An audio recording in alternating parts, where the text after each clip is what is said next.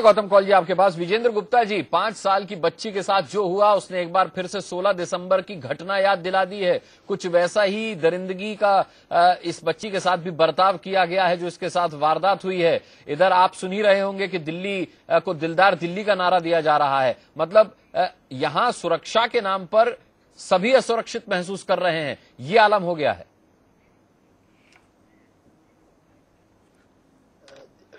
देखिए मुस्कान, 16 दिसंबर की घटना जिसने पूरे देश की आत्मा को हिला दिया, और 16 फरवरी तक के मेरे पास आंकड़े हैं।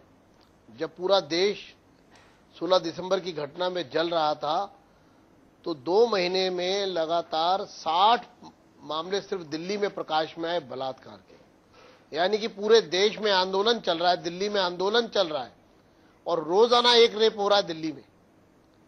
कानून व्यवस्था पूरी तरह से चरमरा गई है, प्रशासन की संवेदनशीलताएं समाप्त हो गई। आपने 3 घटनाएं यहां पर हुई हैं इस घटना से जुड़ी हुई। पहली घटना, 40 घंटे तक बच्ची लापता रही, पुलिस उसका कोई भी सुराग निकालने में कामयाब क्यों नहीं हुई।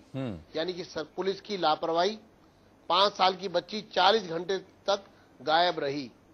दूसरा, जब ये मामला सामने आ गया तो 1,500-2 हजार रुपए देकर परिवार के लोगों को बिना एफआईआर दर्ज करे मामले को रफा दफा करने की पुलिस ने कोशिश की। तीसरा मामला, एसीपी अहलावत, जब 2 नवयुवतियां इस पूरी घटना पर, इस शर्मसार करने देने वाली घटना पर जब अपना विरोध दर्ज करते तो 4 थप्पड़ उस लड़की को मारे गए हैं, एक नहीं, और वो भी मेल पुलिस ने फीमेल पर। आप लोगों के गुस्से को किस दृष्टि से देख रहे हैं, ये प्रशासन किस तरह से पूरे आंदोलन को कुचलना चाहता है और अराजकता का वातावरण दिल्ली में बना रहे, इसका पक्षधर लगता है मुझे प्रशासन। जी चलिए विजेंद्र जी, आपने आंकड़ों की बात की, एक रेप होता रहा। जी आपने आंकड़ों की बात की। मैं जनवरी, फरवरी और मार्च के आंकड़े एक बार हम दिखा देते हैं। 16 दिसंबर की घटना के बाद दिल्ली में कितनी सुरक्षा व्यवस्था पुख्ता रही महिलाओं के लिए, लोगों के लिए।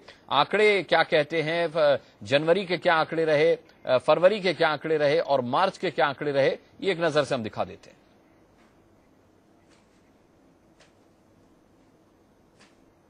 ये देखिए, उत्पीड़न के 115 मामले हुए जनवरी से मार्च तक। यौन उत्पीड़न के 793 मामले आए सामने।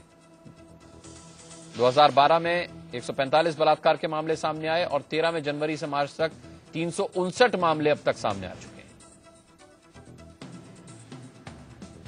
निशा खन्ना जी, 359 मामले जनवरी से अब तक सामने आ चुके हैं। जनवरी से अब तक 1040 अपहरण की वारदातें हो चुकी हैं और हमारे ex IPS officer Gautam Kaul साहब कह रहे हैं कि ये कहना गलत है कि पुलिस ढिलाई बरतती है, बल्कि पुलिस पहले से ज्यादा मुस्तैद हुई है, पुलिस पहले से ज्यादा गुडवर्क करने लगी।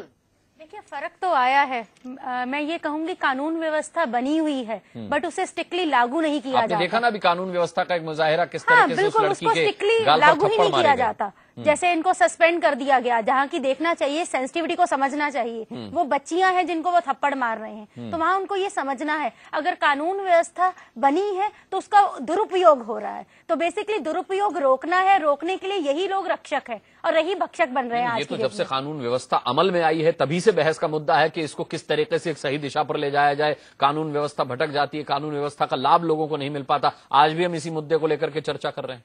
देखिए, बेसिकली जैसे थाने में अगर एफआईआर नहीं दर्ज किया गया तो वहीं वो ऑफिसर पर अगर स्ट्रिक्टनेस हो कि अगर ऐसे मामले आते हैं, चाहे वो रेप के हो या बलात्कार के हो या अपहरण के, तो उस मामले में एफआईआर तुरंत लिखी जाए, उस मामले की सेंसिटिविटी को समझा जाए। 5 साल की बच्ची है, आगे हम ये बोलते हैं रेप होता है किसी 10वीं की छात्रा का या किसी 18 साल से ऊपर की लड़की का, तो वो शामिल होगी, उसने ऐसा कुछ किया होगा। अब 5 साल की बच्ची ने क्या कपड़े पहने होंगे, इस पर अगर जाया जाए तो इंसान की जो मेंटेलिटी है, हमारी जो मॉरल वैल्यूज है, संस्कार है, वो खत्म हो रहे हैं। तो हमें उन पर भी काम करना है। कानून व्यवस्था को तो स्टिक करने की जरूरत है ही है। वो काम सरकार का भी है। सुना विजेंद्र जी ने साफ तौर पर कहा कि देखिए साहब, पहले तो रिपोर्ट ही दर्ज नहीं की गई, 40 घंटे तक उस बच्ची का कुछ पता नहीं चला, और जब वो बच्ची गंभीर हालत में मिली तो पुलिस ने ही कोशिश की कि 1000-1500 रुपए पीड़ित परिवार को देके मामले को रफा दफा किया जाए। पुलिस भी पुलिस इस व्यवस्था जिम्मेदारी को नहीं कैसे ले रही है। संभालेंगी आप? देखिए, पुलिस जिम्मेदारी, ये जिम्मेदारी इंसान की अपनी भी है ना। मुझे एक मॉरल ड्यूटी दी गई है, अगर एक ऑफिसर को, चाहे वो एसएचओ है या आईओ है, उसको एक जिम्मेदारी दी गई है एफआईआर करने की, तो उसको ये काम खुद करना है, ये मॉरल ड्यूटी है। उसके लिए रूल्स एंड रेगुलेशन का स्टिक होना जरूरी है। अगर सरकार ये कर देगी कि आपके खिलाफ हल्की सी भी कोई रिपोर्ट आती है, क्यों सस्पेंड किया जा रहा है, कि उसके अगेंस्ट जी, स्टिक विजेंद्र एक्शन जी, आ रहा हूं क्यों नहीं आपके लिया जा पास। रहा? क्यों स्टिक एक्शन क्यों नहीं लिया जा रहा? सिर्फ सस्पेंड ही क्यों? उसे नौकरी से बर्खास्त कर देना चाहिए ना हमेशा के लिए, क्योंकि तुम एक ऐसी पोस्ट पर हो जिस पोस्ट पर उन्हें होने का हकदार नहीं है। तुम दुनिया के लिए, समाज के लिए रक्षक का काम कर रहे हो। You are the ideal to lots of people, but वो इंसान जो आइडल है वो खुद ही ऐसे काम कर रहा है, तो उसके नीचे काम करने वाले लोग कैसे होंगे? He is the representative of number of people who are working under him. तो बहुत सारे लोग उसके अंदर काम कर रहे हैं, बट वो एक रिप्रेजेंटेटिव गलत अगर यूज कर रहा है, अगर बॉस ही बैठे गलत काम करेगा तो नीचे एम्प्लॉइज क्या करेंगे? वो यही सीखेंगे। अगर हमारे एसीपी साहब जो है वो अगर थप्पड़ मार रहे हैं तो नीचे एसएचओ भी मारेगा, डंडे आईओ भी चलाएंगे, वो तो मारेगा। डंडे चलाएंगे। बिल्कुल चलाएंगे।